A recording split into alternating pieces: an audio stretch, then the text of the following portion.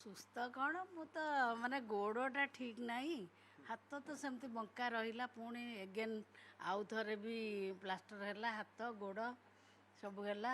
କିନ୍ତୁ ବହୁତ କଷ୍ଟ ଭୋଗିଲି, 8 ମାସ ଖଣ୍ଡେ ବହୁତ କଷ୍ଟ ଭୋଗିଛି। ତଥାପି ପ୍ରଶାସନ କିଛି ଆସିଲେନି, ଏଇଟା ବଡ଼ ଦୁଃଖର ବିଷୟ। କଟକ ହାର୍ଟ ଅଫ୍ ଦି ଟାଉନରେ ଆମେ ରହି ମଧ୍ୟ ଏଇଟା ଆସିଲେନି ଯେଉଁ, ସେଇଟା ଆମକୁ ବହୁତ ଦୁଃଖ ଦେଲା।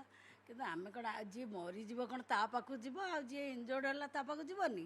ସେଇଟା କିଛି ମାନେ ନାହିଁ ନା। ଅନ୍ୟମାନଙ୍କର କେତେ ଅସୁବିଧା ହେଉଛି ଯାଉଛନ୍ତି, କିନ୍ତୁ ଏଇ କେସ୍ରେ ଆସିବା କଥା, ଏଇଟା ବଡ଼ ଦୁଃଖର ବିଷୟ।